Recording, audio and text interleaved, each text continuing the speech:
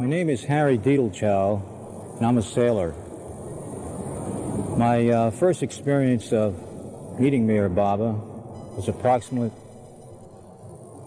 I'd say about 10 years, to be exact, 1962. Very touching incident just before meeting Meher Baba. I'd say about 1 or 2 hours later, was on this train coming from Bombay, India, into Pune, and then from Pune to Ahmednagar. About halfway from Ahmednagar and Pune, I was looking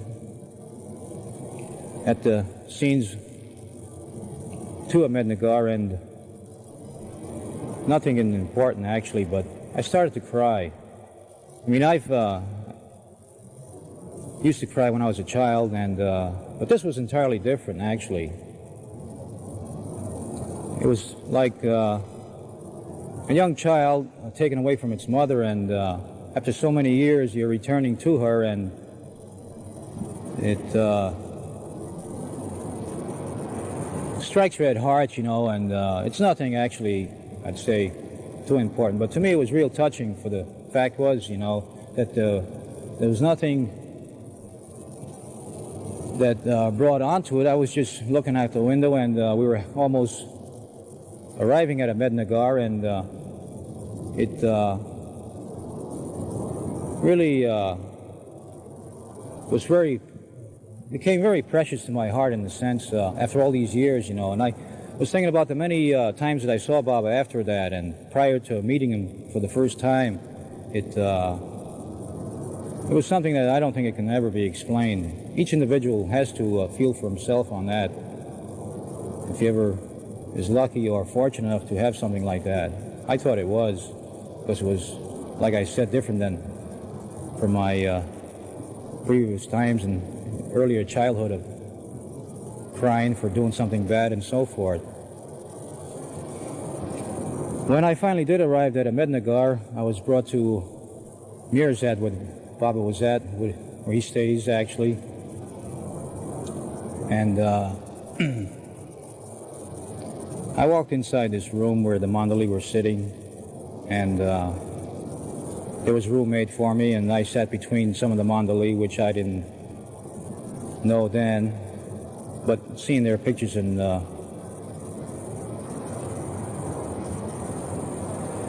earlier books, I recognized a few, and I sat down immediately, and Baba right away asked if I had any refreshments, and I said no, we didn't have time, and he called for some refreshments for me, and I said, while sitting down, I was eating, and he was very polite, extremely polite as a matter of fact, and asked about the trip from Bombay and from the original port of entry, which was Calcutta. I took a plane and so forth, but he went into detail, and which to me was very unusual, because no one actually would go into intimate detail of the way Baba did it, and asked, and he was so concerned, and also before even leaving, our preparations made, and it's very difficult even to describe the generosity in this that I felt in his concern for me, and I thought it was very unusual, but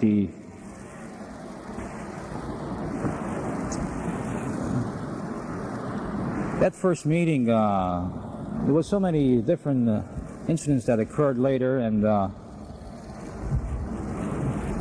sometimes I selfishly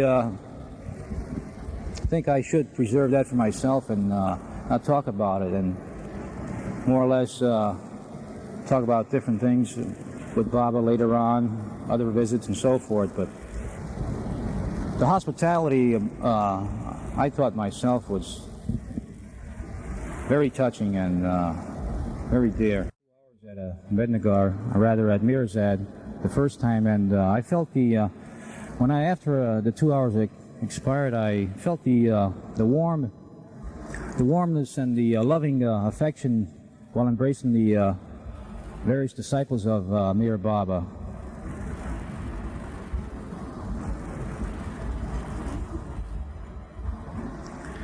And the outstanding thing of the many things that Baba said to me was that I felt, and I think still holds true to this day with me, as a matter of fact, and I try to practice as much as I can, is he relayed to me is to love me, and yet still love me more and more. And I taught that actually, and I actually felt that in a sense very deeply.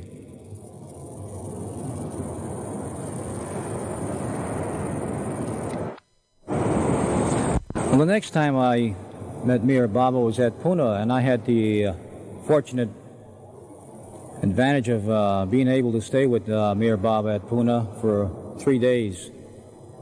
And there were many things said at Pune, but one of the outstanding things that happened, or were said actually to me, was Baba asked me one time, he said, "Harry, can you swim?"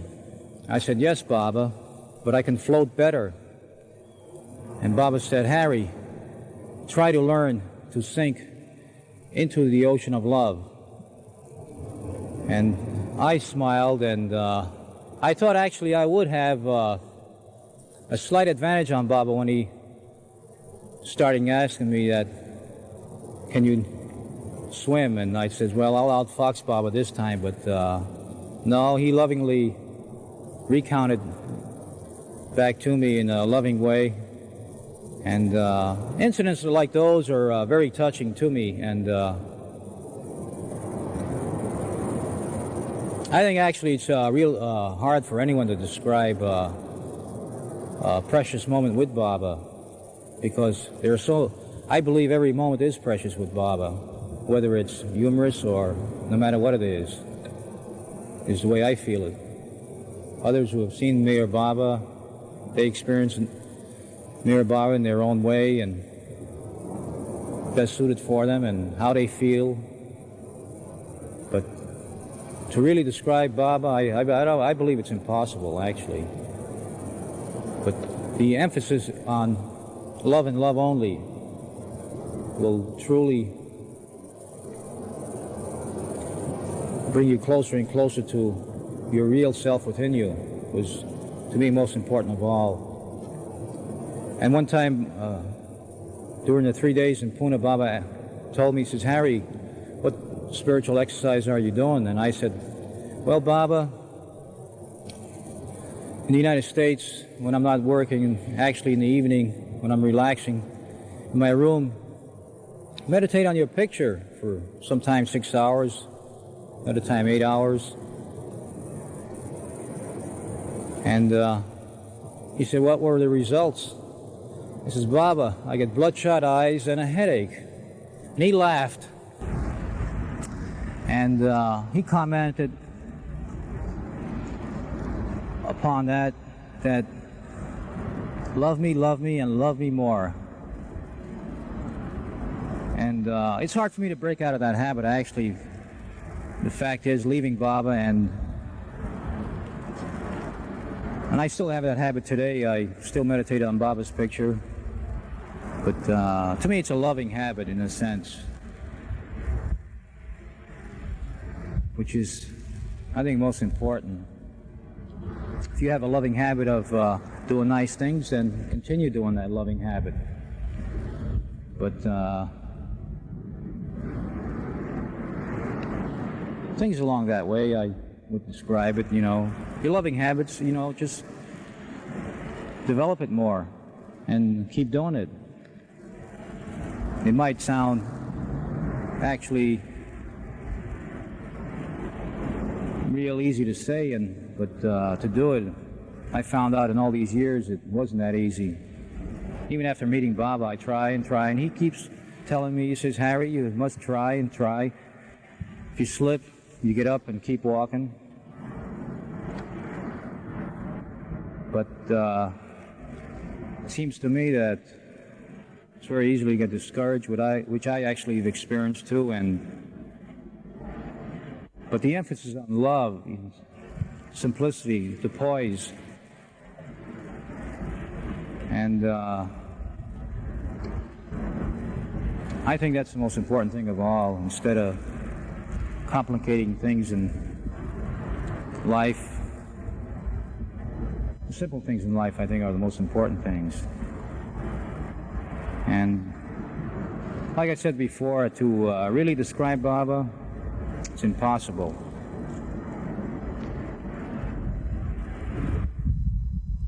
The episode that I recalled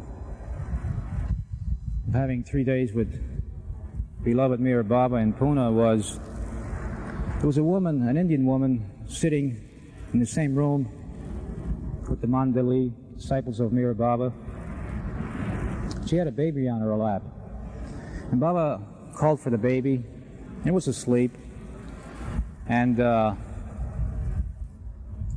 everyone watched the baby, which was asleep on Baba's lap. And Baba started poking at the baby's stomach, pulling its ear, its fingers, and its toes. And the baby was still asleep. And no one said anything. We all watched. There were some young people there, many old people, middle-aged. And Baba never said anything after that. He had the baby for about, maybe, I'd say about 2 minutes, and he returned the baby to the woman, and the baby was still asleep. So to me, I thought it was very touching and mysterious at the same time, because there was no explanation. So I talked to someone later on that we shared a room in Pune, and I said, what do you think? And I gave him my impression that man should be like this baby in a sense. The poking, the pulling, and so forth, fighting in return. And to me it was very touching the way he symbolized this particular demonstration with this baby, with no explanation. I thought it was very unusual myself, because usually Meher Baba, whenever he explains something, or he might be pointing at something, and he would always give an explanation, but this particular time he did not. And I thought it was very unique for each one, in a sense, to interpret in his own way of the meaning of what he did. Another unusual incident of beloved Baba was, there were people coming in and out of the room to be introduced to Baba for a moment or so, and then left. And there was a person in India of high military rank who was announced previously that to Baba, and Baba, I don't know offhand if it was a pink jacket or a blue jacket that he usually wears, but he always keeps the top collar unbuttoned. And when this was announced about this high military figure about to see Baba, or wanted to see Baba rather, actually, he buttoned his top collar, and I noticed that. And the gentleman entered the room and was introduced and so forth, and then left. And after he left, Baba unbuttoned the top button again. And I thought it was very polite in every sense. And I kept that in my mind. It was very touching out of the fact that I saw Baba demonstrating to me a significant meaning for each one to decide in his own way, and the politeness to an elderly person, which each individual should practice more and more. I myself, if any, felt should develop more on those guidelines. poise, humility, which isn't easy, I found out. As a matter of fact, after leaving Baba, of the various times that I've met him, doing those things became just the opposite with me. It became harder for me to do what he wanted, since being more sincere, more humble. And actually, it should have been easier, but after all these years, sometimes I wonder if I'll ever really fulfill 100% to what he has been saying for so many years. Love me, and love me yet still more. Which requires nothing exceptionally, no schooling, but just do it in your simple ways. And nothing is more complicated than doing something more simple, I believe.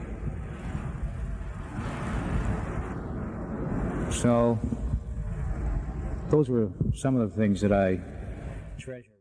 A very interesting episode occurred a few years later, after my last visit with beloved Baba. I was in the cold climatic region of Alaska for a period of about 5 months, intermittently traveling from Alaska to Seattle in the springtime.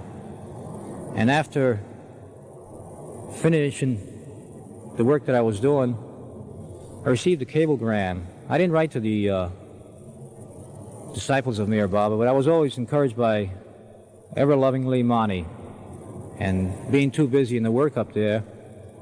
But arriving in Seattle after that period, I received a cablegram, and in it said, "Has your love for me cooled off?" And Baba in no way in all that time knew that I was in this particular cold climatic region. And to me it was very touching and amusing.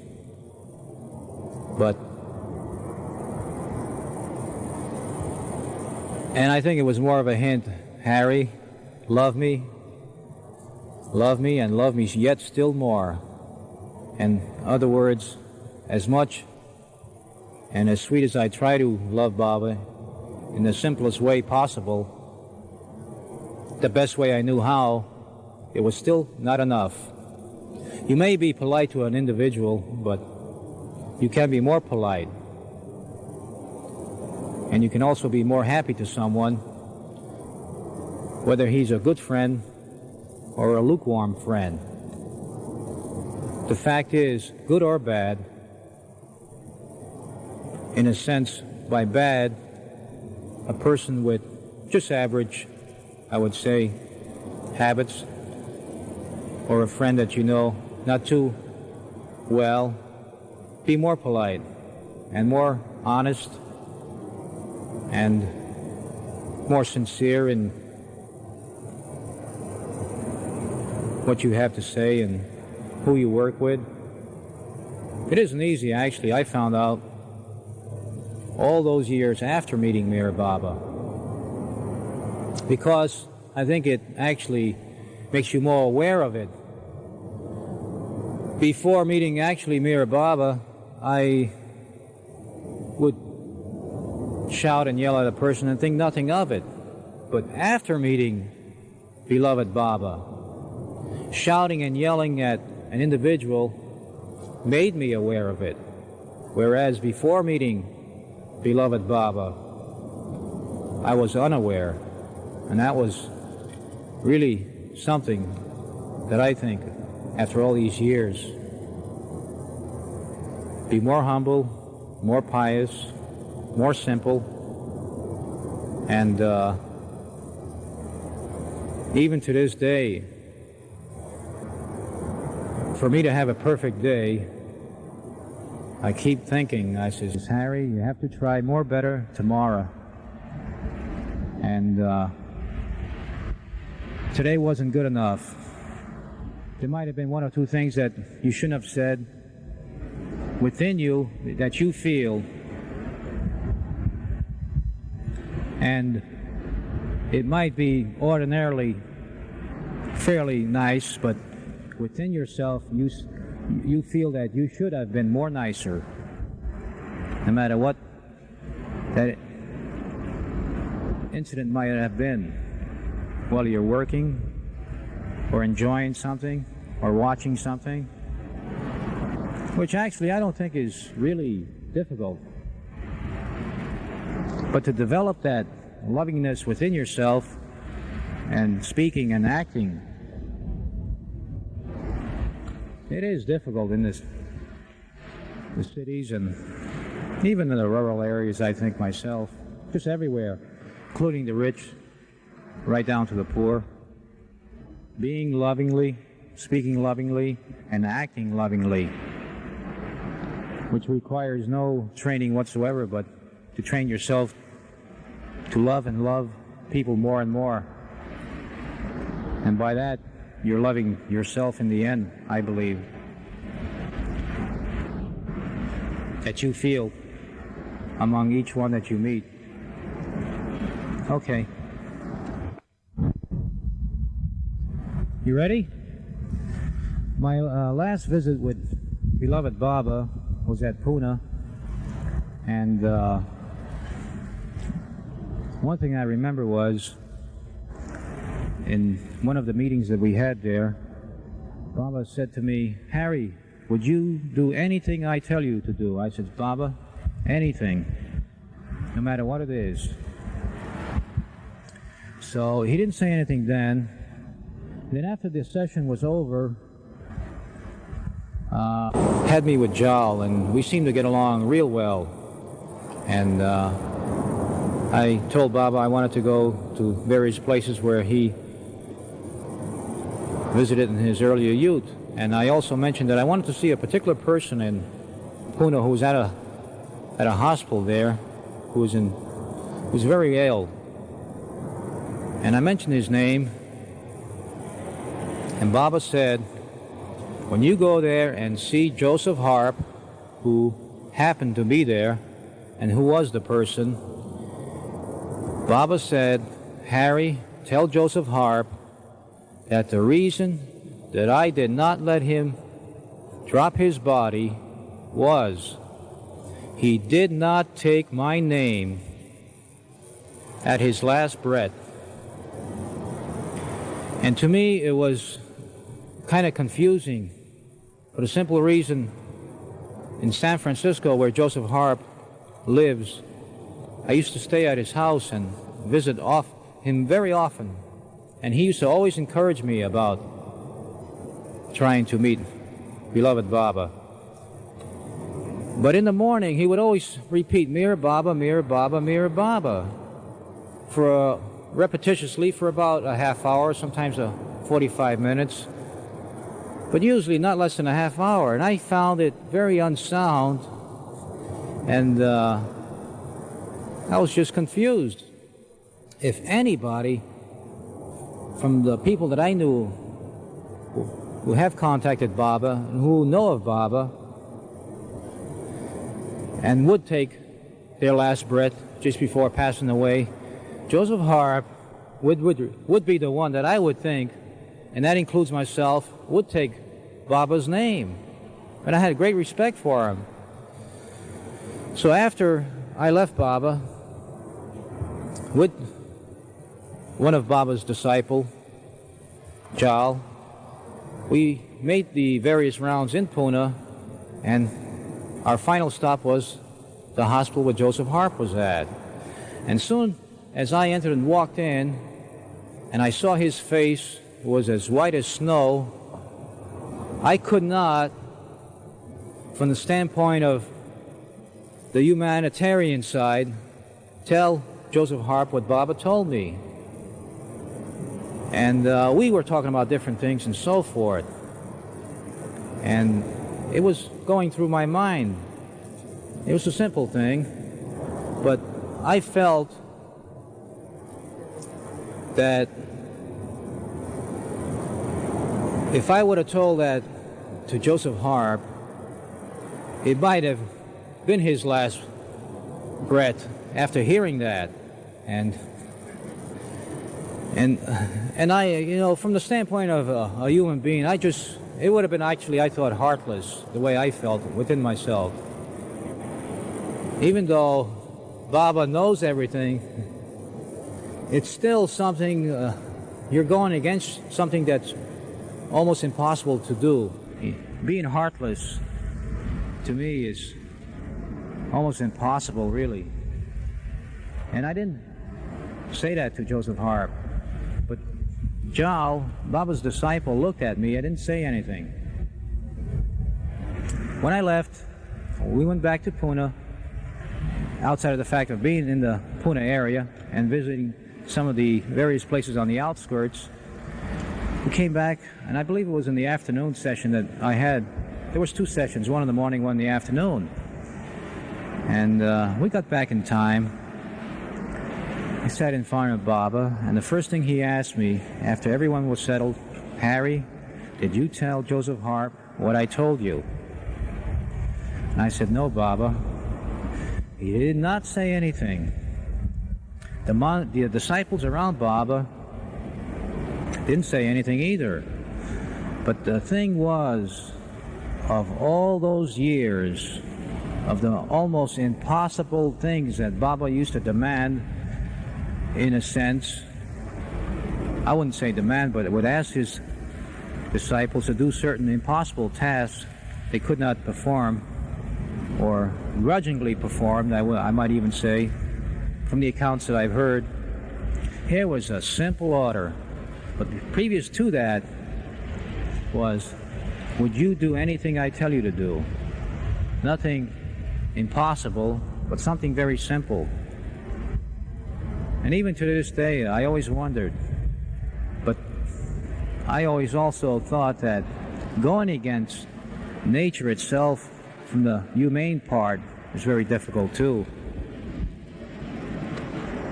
If you love someone very dear, for an example, and trying to say I don't love you when you really do is almost impossible too. Love is, to me, outside of being very dear, but also it's something that you can't pull away from what you really are, love. And I think each individual, which is love, nothing but love, expresses love, no matter in what stage, in what form. But when he comes to finding out the real meaning of true love within himself in his own way, I think it is something. The thing that I experienced among the many visits of beloved Baba was that on my last visit to Baba at Pune, at Guru Prasad, where Baba and the disciples and the visitors came to see Baba, Baba said to me, "Harry, look in my eyes." And I did.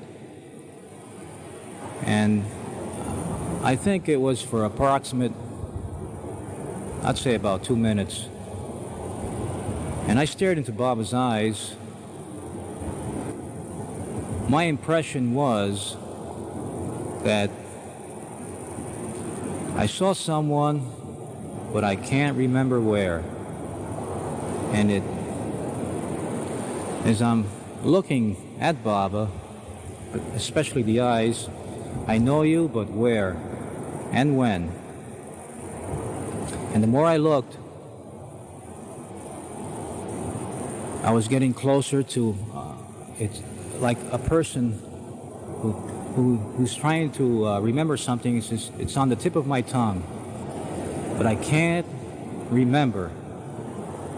And as I looked and I looked, and it was like throwing your memory back for a tremendous amount of years. You know, it was like 1,000 years or even beyond that. I think the time element, after a moment, dissipated, and it was just going way back beyond time. But that face, I've seen it somewhere. But where? And when? And then, after the 2 minutes elapsed, I was thinking about it later on. And the only way I can explain it is like, you take two little children, say around 5 years old, in that age, or 6, whatever figure you want to use, but two young children, boy or girl, or two boys or two girls, irregardless, and you separate them. And after, for a period of about 45 or 50 years, you meet again somewhere. You know each other, you don't remember, outside of the fact of not remembering the names, but you don't know when or where, and you try to remember. And the more you look, the more you try to remember, but you just cannot remember. But it's very dear to you. It requires no language. It's a feeling within you. I know you, but where and when? And that's something, I thought. And I also had the impression that when I looked at that face, and Baba stating from time to time that I am the Ancient One, I had that feeling when I looked into Baba's eyes, that I am looking at the Ancient One, because I could not, I knew, and yet I didn't know.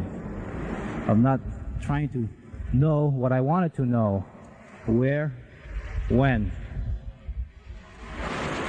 And no matter how hard I try to remember, there was something holding me back from remembering of the one I'm looking at.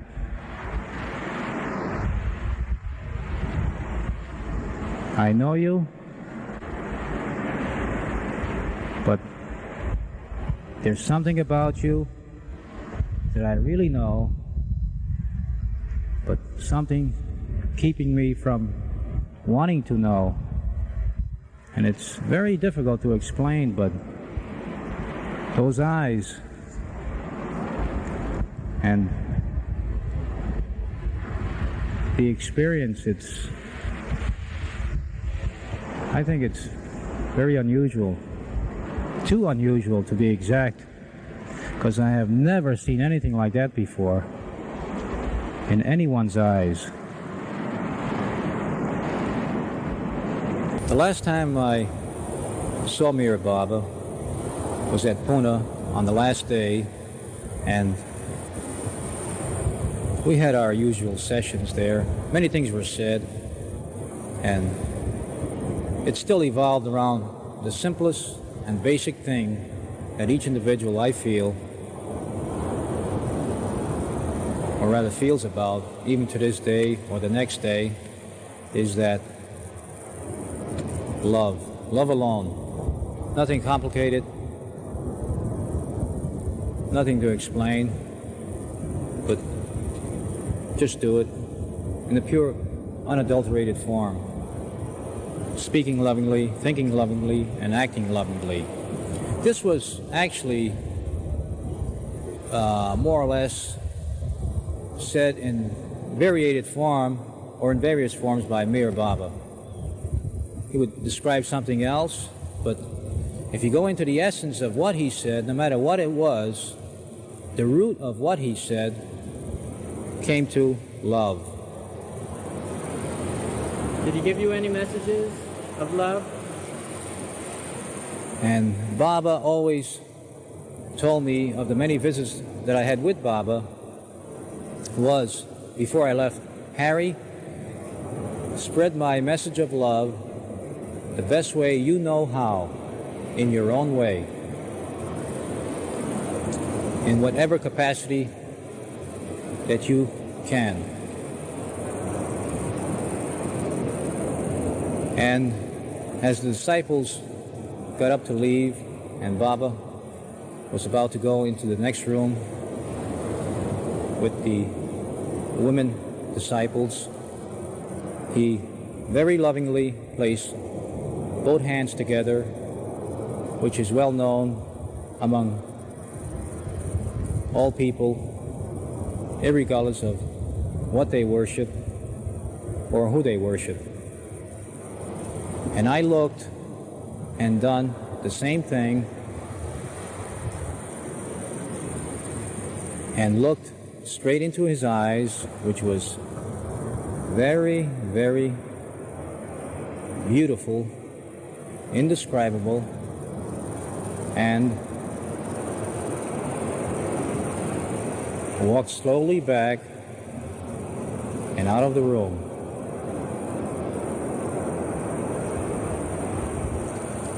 It does to this day, and probably until I take my last breath in life,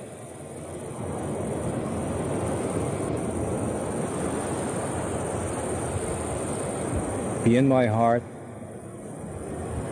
And I hope, with all sincerity, when I do take my last breath, if any name is to be said, and I really believe within myself there is no name more to be said than Meher Baba. It might be foolish to some, but to me it's so precious that even the word precious falls short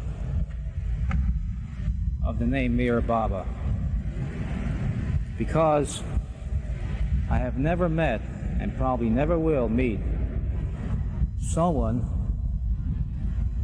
so unreal, to the extent of being so unreal that you ask yourself, am I really real?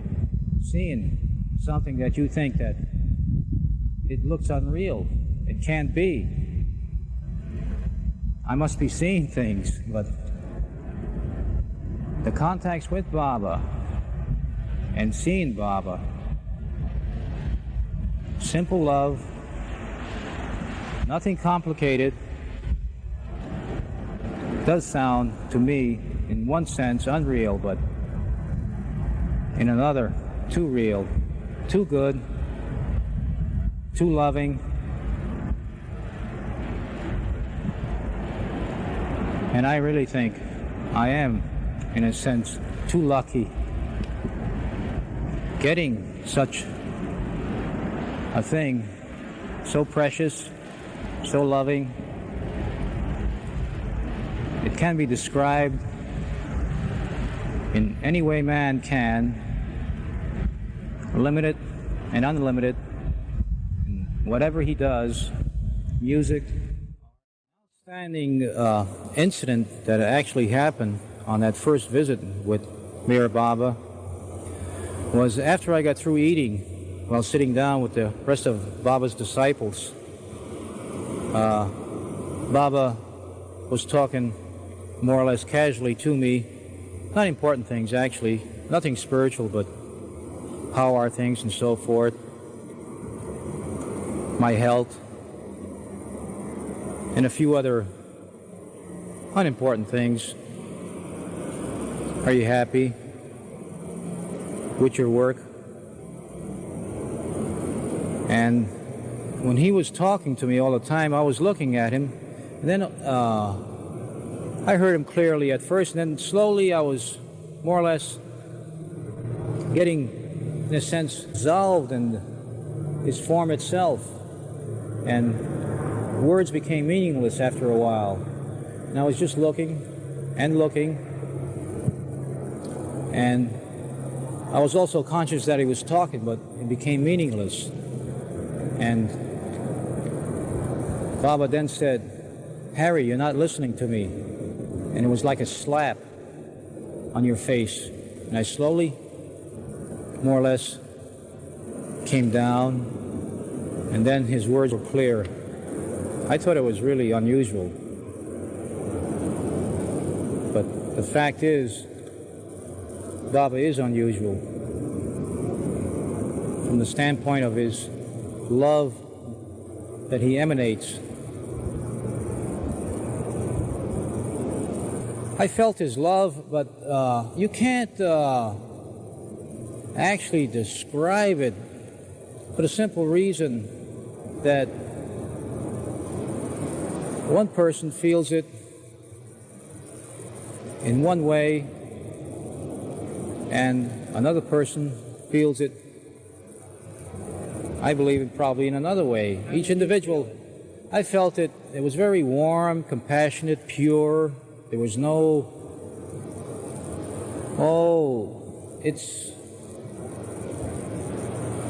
I don't believe it can be described.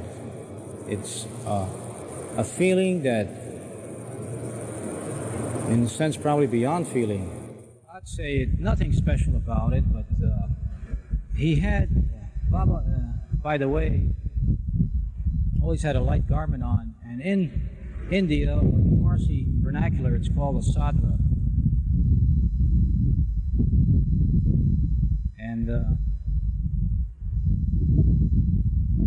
light jacket and light skirt. And he had this kerchief underneath that garment. And he took it out. I was sitting in front of Baba, and he gave it to me. And he said, "It's from Meera. Don't lose it. Keep it with you always." And I actually felt very happy getting something from Meera. And that's something, that is something, getting something from her, who is beyond something, I think.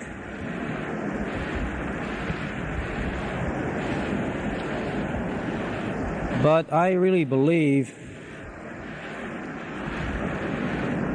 and there's probably an old saying to it, you get nothing but what you have coming to you, no more, no less. And that's something. A very embarrassing incident occurred to me personally on, not the first visit, but I think it was the second or third visit with Meher Baba at Mirzad with the disciples. Baba asked me, and it was like a, I might say it was like a shot in the blue in a sense, or it might be something like thunder. He said, "Harry, when was the last time you had a woman?" My face turned red, and I mean red, and was I embarrassed? And I turned away to the side slightly, and I start thinking, I says, "Well, Baba, it was 2 years, and I was calculating in months." But the embarrassment of Baba asking me that, I just couldn't, it was something I can't even explain today. But was my face red when he said, "Harry," but so lovingly in the way he put it, and I was so embarrassingly thinking at the same time. It's very unusual. Down one street, turned left on another, and we finally arrived at one of Baba's disciples' home in Pune called Meherji. We went inside, and the rest of the disciples of Baba followed inside, and there was a large amount of food on the table of great variety. And Baba pointed with his fingers of the various types of dishes that were on the table not to touch because they were too hotly spiced. And I thought that was very sweet and very dear, because ordinarily you do not see it displayed on the average, considering of the many people and the way that you're giving this personal attention. To me, it was very unusual. And first of all, I've never had that occasion to experience something like that before under the same conditions. And the loving interest of all the times that I've met Baba, it was nothing for him to enjoy with the fact that you're sitting in his presence. It's like you yourself enjoying your own show itself, being with Baba, the feeling. There was I didn't have the feeling that Baba at any moment was doing anything or asking anything at any time for personal satisfaction or to humor me or something like that. I didn't have that feeling. Others, whatever they do feel, but my feeling was that at all the times that I've met Baba, in his presence, at no time did I ever had a feeling that I'm there for his benefit, but the feeling that I had that it was for me to benefit, for my own good. His loving expressions and his interest to the last detail of you personally. But when I first heard of Meher Baba, to me that was something that had no beginning and no ending, because the name of Meher Baba, like I said, something, and you're probably wondering, when is he going to stop saying something and say something? Well, that is something, to say something. So you can keep saying and talking about Baba, Baba this, Baba that, but Baba keeps saying, when you keep saying Baba, that it's not you and I are we, but one. And to see yourself in each and every one is something. Lovingly, in your ways, because we are all from that one. No matter how each individual, even from the time he's born till the time he takes his last moment, you know that you are really one within yourself, is the way I feel.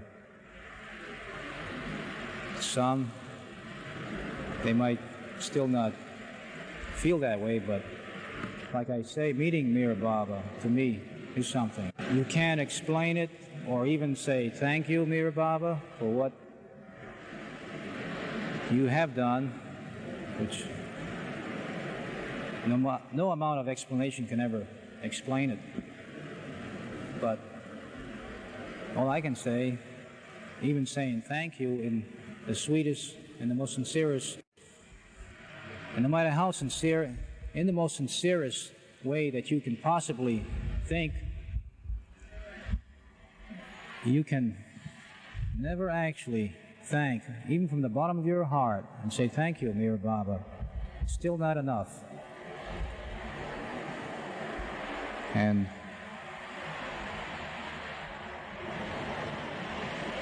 I can never even stop thinking about Meher Baba. And all the while still thinking, well, you're still here. But